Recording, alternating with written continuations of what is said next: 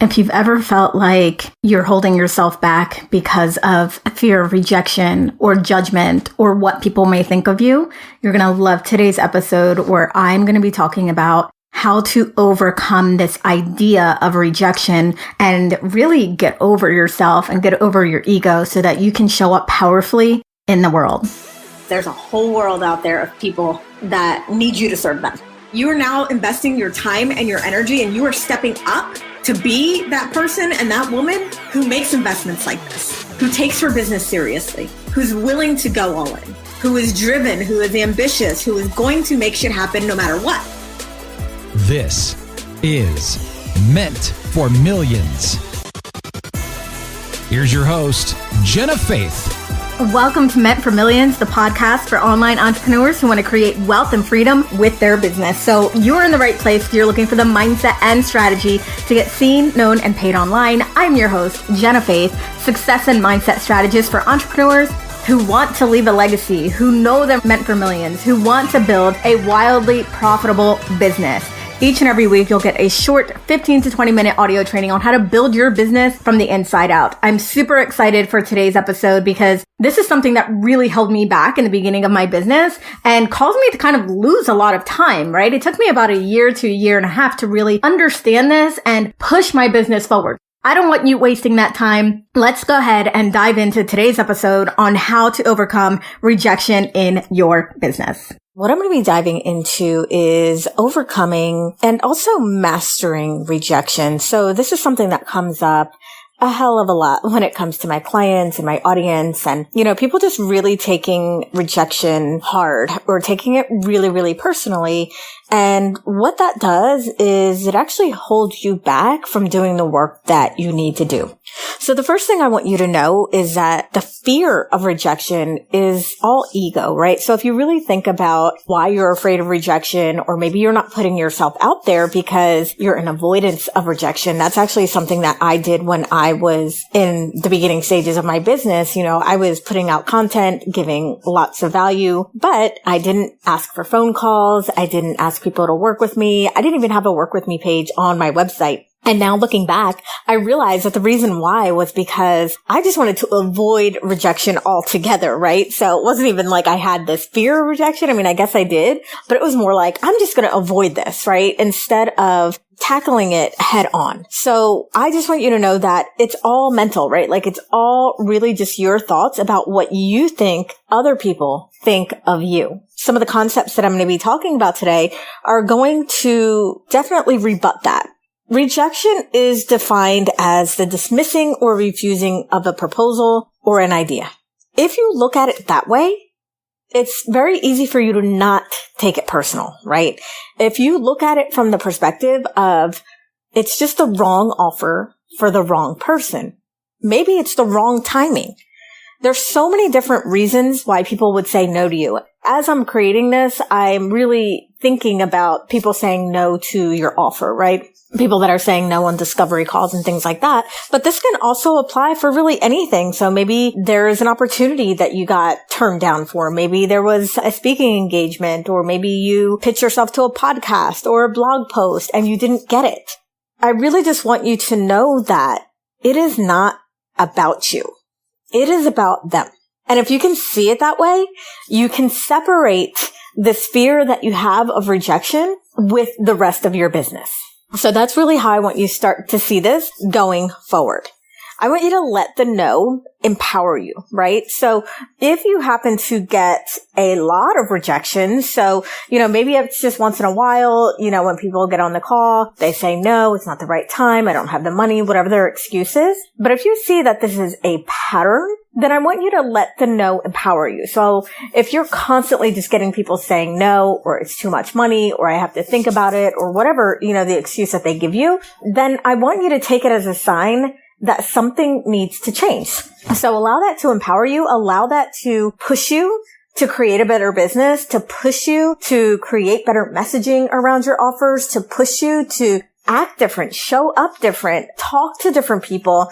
If you're noticing that this is a pattern, if you're noticing that people are always saying no. Now, with that being said, I want you to also know that statistically, 99% of people will not buy from you. 99%. That is pretty much almost everyone.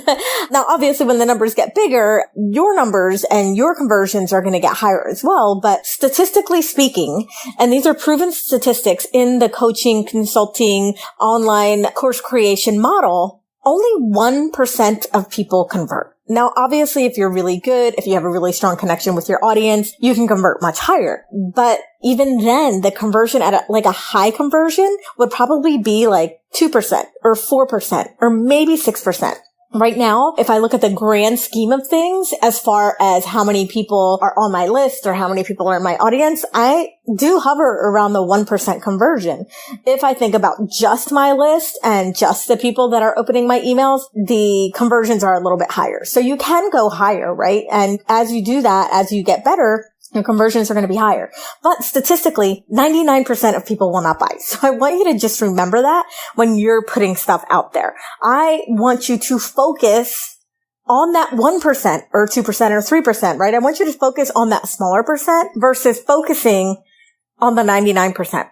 And that's where people fall into this trap of getting bogged down or feeling bad about themselves or thinking that they're not good enough because they're so focused on the 99% of people that aren't going to buy. That's another perspective shift for you. It's like, okay, not everybody's going to buy. Like, that's just a proven statistic. Some people are going to binge on my free content. They might comment on everything I do. But when it comes down to buying, they're just never going to buy, right? And that doesn't have anything to do with you, right? That is them and their choice and what they desire to do at that time. So focusing on the 1%, focusing on that small percent of people that will buy is going to completely shift the way that you show up for those people, which will in turn actually increase your other conversions with the 99%. Focus on the 1%, not the 99%. You know, this is very similar. This is something that I've heard, for many, many years around how if you walk into a room, let's say there's a room of 100 people and one person doesn't like you or doesn't care for you or just, maybe they're just indifferent. We would be so busy focusing on that one person that doesn't like us versus focusing on being present for the 99 people who do. Now, why do we do that, right? It's kind of like we're self-sabotaging and punishing ourselves. So focus on the people who do want your stuff. Focus on the people who are your ideal clients. Focus on the people who are eventually going to buy versus focusing on the people who don't. Now, I also want you to remember that it is supposed to be difficult. I mean, this is, a huge, huge industry that we're in, a multi-billion-dollar industry that we're in, but it's not easy, right? And if it was easy, everyone would be a millionaire already. Everyone who decided that they wanted to be a coach or a consultant or whatever would be making it. And that's just not the case. So I want you to know that it is supposed to be a little bit difficult for you to get that. Now, obviously, once you learn more and you grow more and you evolve more, it becomes easier, but you have to push through that initial toughness first in order to really get to the other side.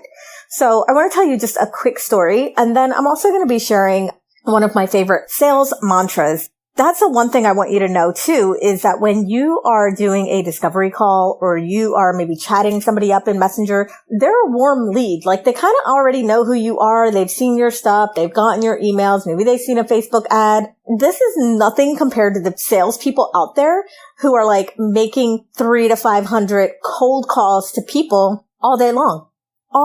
And they're getting rejected probably about 99% of the time. So the mantra is some will, some won't. So what? Next. So if you've done any kind of sales training, you may have heard this before. Some will, some won't. So what? Next. And it's funny because so what is kind of one of the things that I do in my group programs, my higher level group programs. Well, so what or who cares, right? Because we have all these excuses. We have all these things that we just want to make up and talk about and kind of like make excuses for why we're not doing what we're doing or why we feel a certain way. And I always just say like, so what? Who cares? So if somebody unsubscribes, who cares? right? You're just making room for somebody who actually wants to buy from you.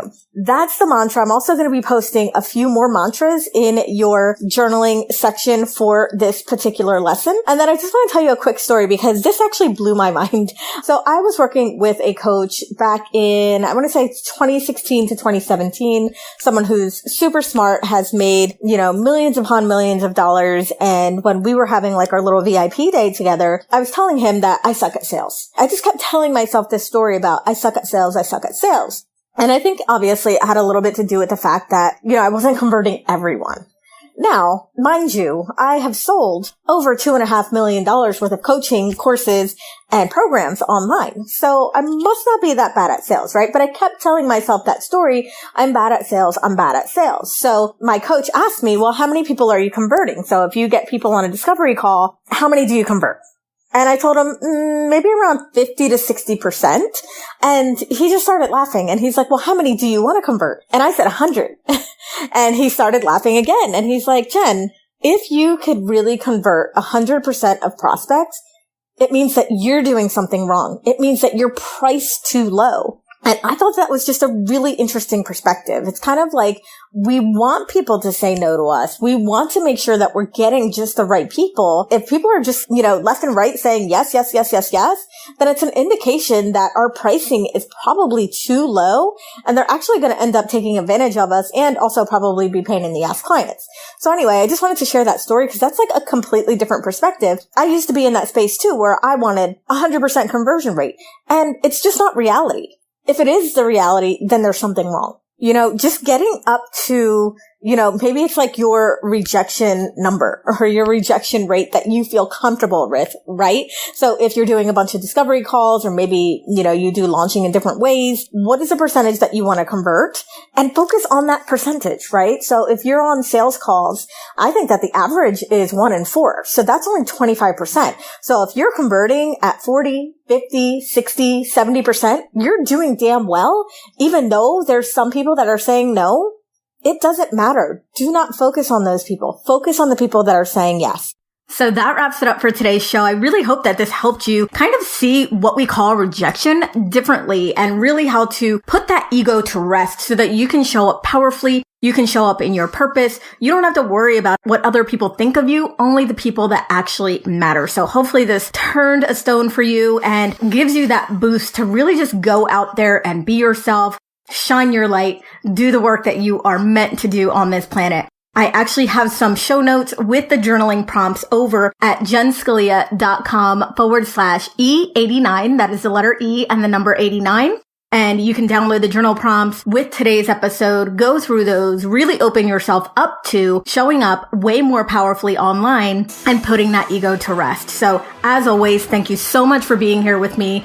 I know that there's a million other places you could be right now. And the fact that you chose to spend it with me is an honor. If you are loving this show and you don't want to miss an episode, make sure that you subscribe. And also, if you are really loving the episode, please head on over to iTunes and leave us a positive review. This will help us reach more amazing entrepreneurs like you who are committed to creating incredible change and transformation in the world. And don't forget, come back next week where you'll get another quick bite training to build your business from the inside out.